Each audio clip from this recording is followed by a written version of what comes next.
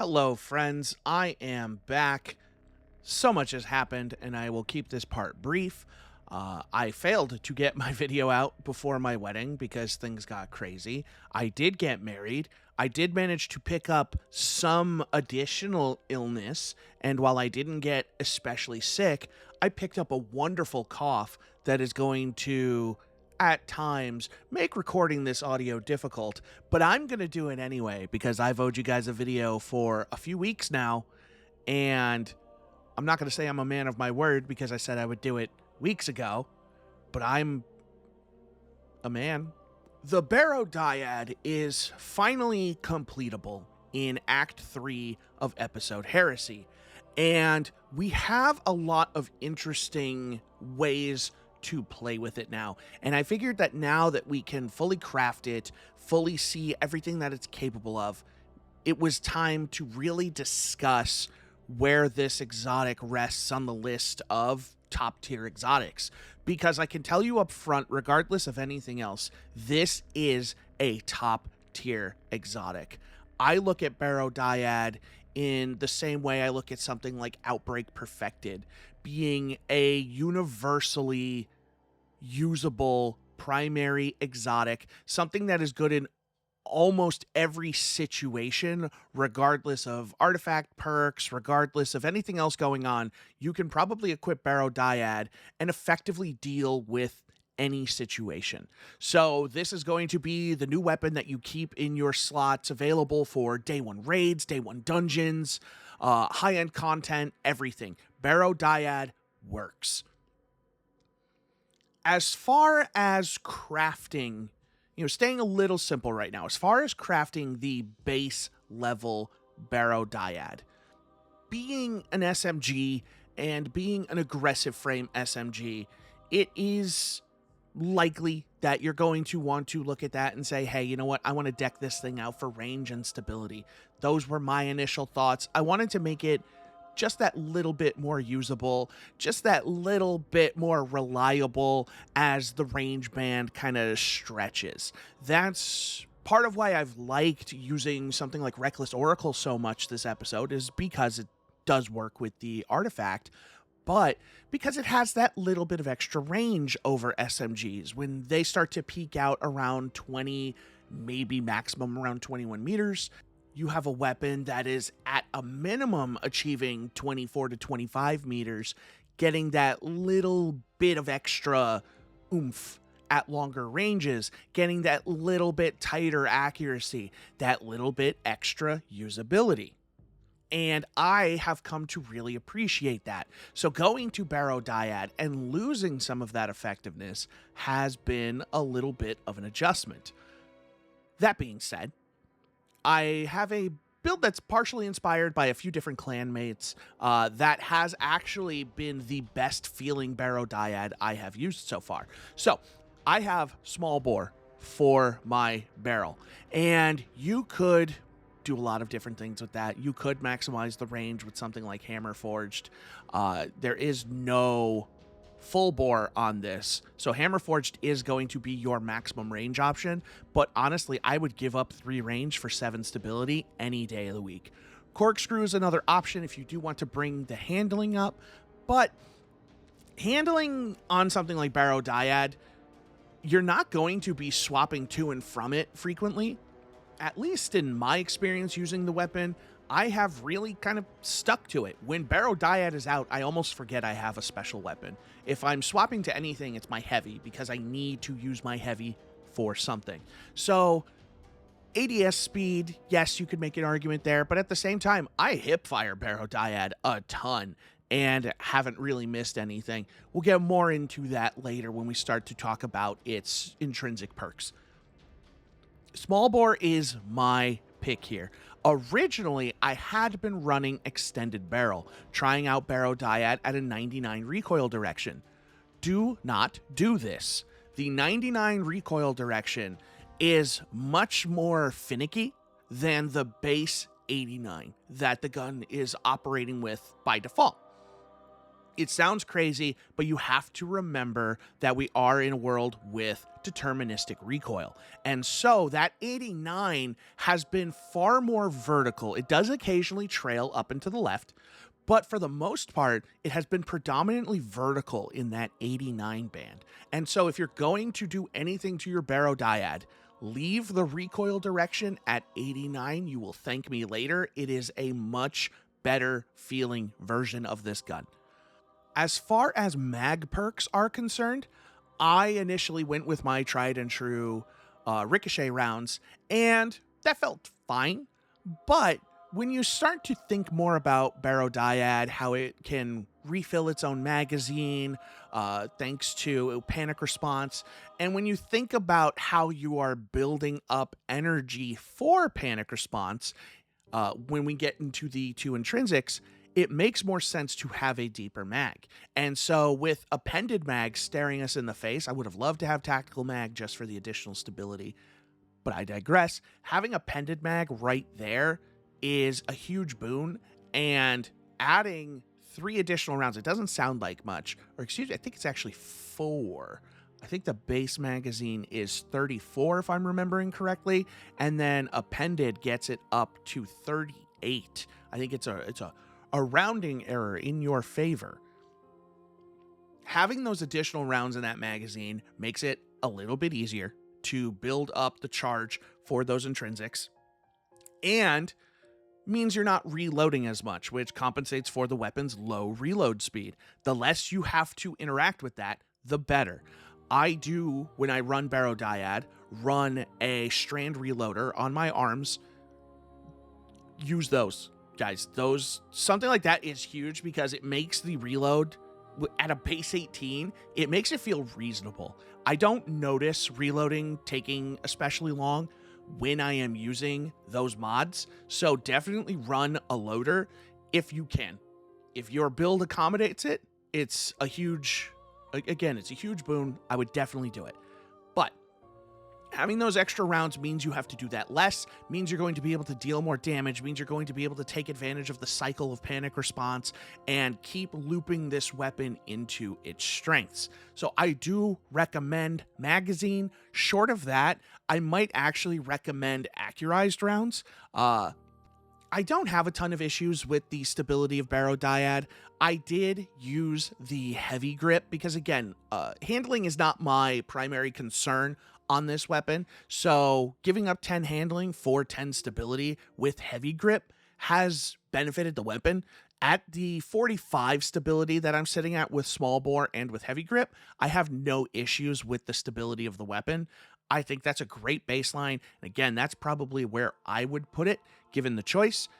Your build will vary, you'll decide what's more important to you, but as a baseline, small bore, we have appended mag, and we have heavy grip as your crafted kind of baseline effective Barrow Dyad. This is what I like. You can take it in whatever direction you want, but this is going to be a good baseline that you will enjoy. It's going to feel like a highly effective weapon. As we get into the intrinsic traits, the base intrinsic trait is Taken Divergence. This weapon resonates with your choices.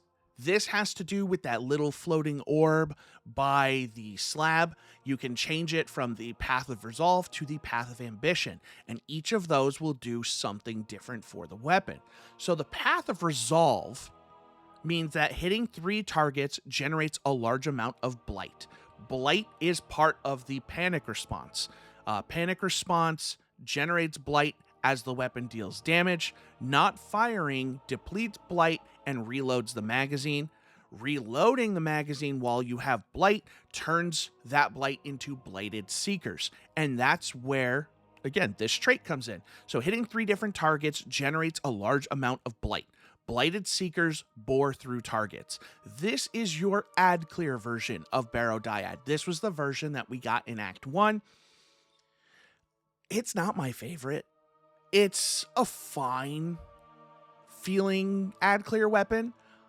I think you can accomplish mostly the same effectiveness with the Path of Ambition. We'll get into that in a second. But if If ad clear is your only concern, Taken Resolution, which is the Path of Resolve trait, is totally fine. You're going to bore through those targets. It's going to pass through them, hit additional targets. It's going to try and kill as many ads as possible whenever you reload it while you have Blight. Hitting 3 different ads is going to fill that Blight quickly, and that also does go along well with the one-for-all Catalyst refit.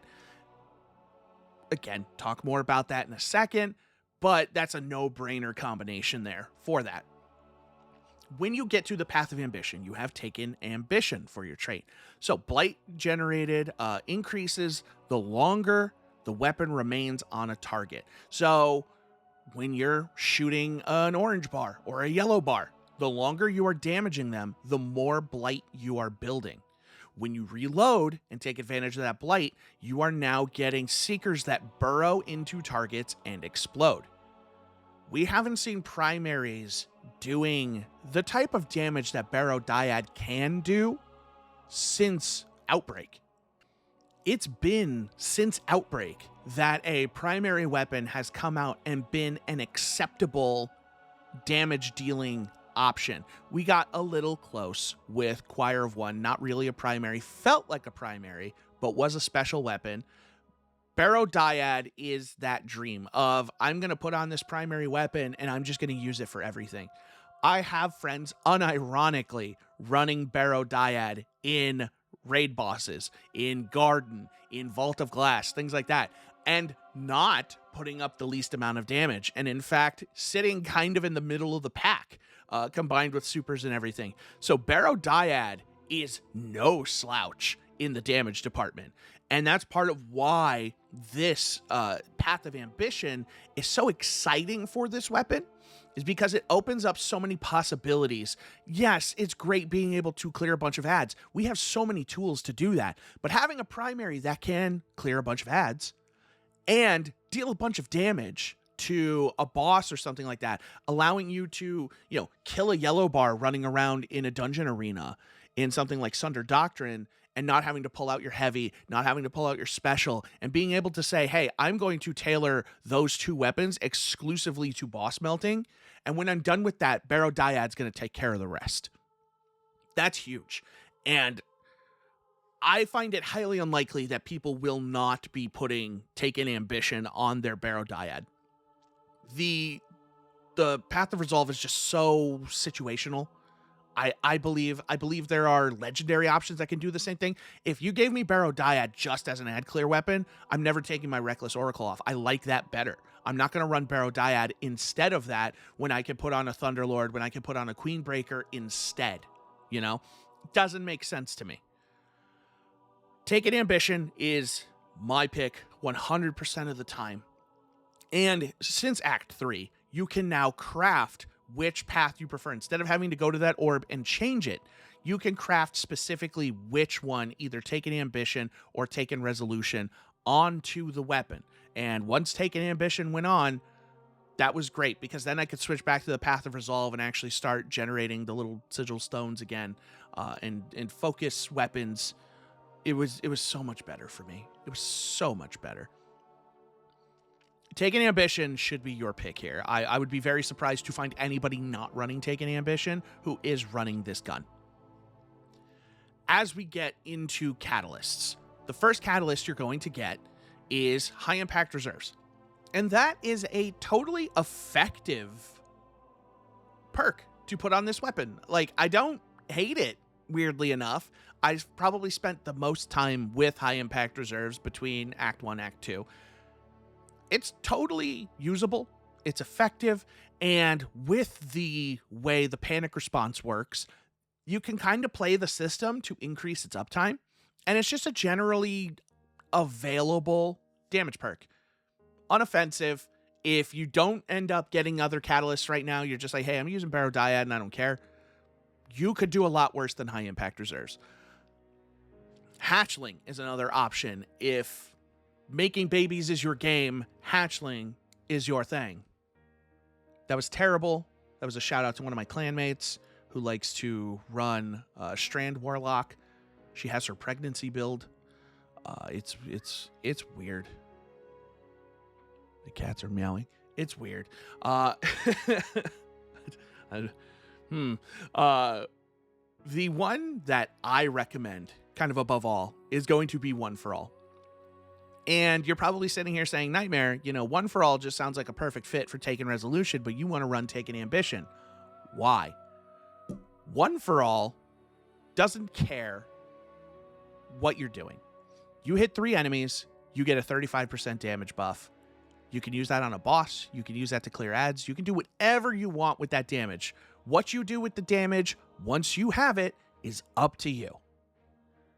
It all comes down to how One for All impacts the weapon over the 4th option, which is Target Lock. And Target Lock sounds like a logical conclusion for a weapon like this. And in PvP, it is. If you're building your PvP Barrow Dyad, you're going to put on Target Lock, and you're not going to think about anything else. You're not going to think you're just going to run Barrow Dyad and Target Lock everybody to death.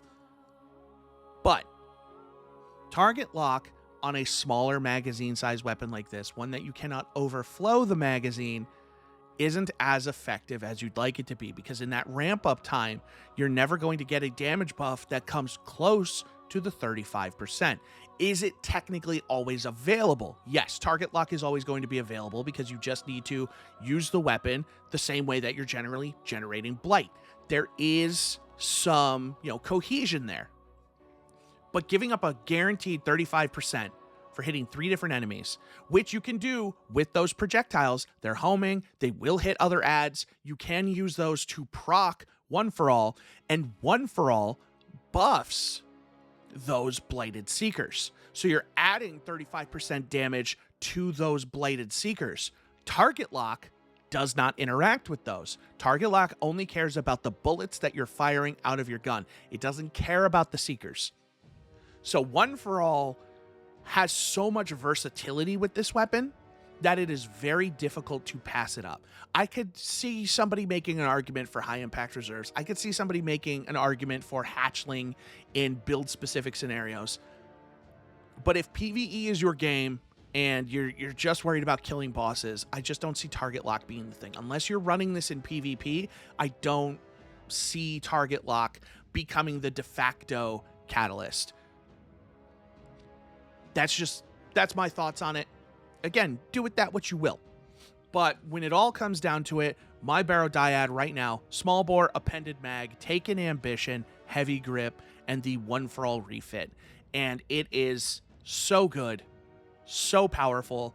And if I didn't love my Reckless Oracle just so much, and the fact that I'm running a lot of exotic heavies this episode, that's really the only thing stopping me from running more Barrow Dyad, is the builds that I have come to love over the course of this episode are so fun, and I want to work Barrow Dyad in more. I'm figuring things out. We're in the discovery phase, Barrow Dyad and I. So it's so good. I just really can't recommend it more, despite the fact that I am using a lot of other guns in a lot of other cases. I really can't recommend Barrow Dyad enough. It is so good. It is very likely the best SMG in the game right now. If you haven't taken the time to run the exotic mission, which is, it's fine. It's a fine exotic mission. It's far from my favorite, but it's fine. It's unoffensive. You're going to run that. You're going to get one of the best guns you can get in the game. That's Barrow Dyad. One of the best guns in the game, regardless of weapon class. Get Barrow Dyad. At least get the first catalyst so you get high impact reserves. And then, it's relatively easy going through the story, getting the frames for it, increasing those stats. You definitely want to do that. Get those stats, get this weapon kitted, get it crafted the way you want it, and just use it, embrace it. And God forbid you're on a Titan and running Peacekeepers. That's a whole other world of hurt for this gun. And have fun. Just have fun. And stay out of the Crucible, you monster. Guys, thank you so much for taking the time to watch this video. My apologies again for this being delayed as it was. I will no longer be making promises about the timeliness of videos. Things have been crazy, life events, illnesses, things like that. I'm not going to try and overpromise and underdeliver. I'm going to try and just get back to making videos when it makes sense. I hope to have some stuff coming out as we get to Right of the Nine and playing with those guns. Hopefully there will be some exciting rolls there.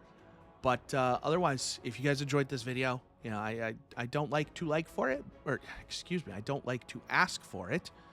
But if you throw it a like, that'd be great. That's wonderful. It makes me smile. Hopefully it makes you smile. I'll see you on the next video. Bye-bye.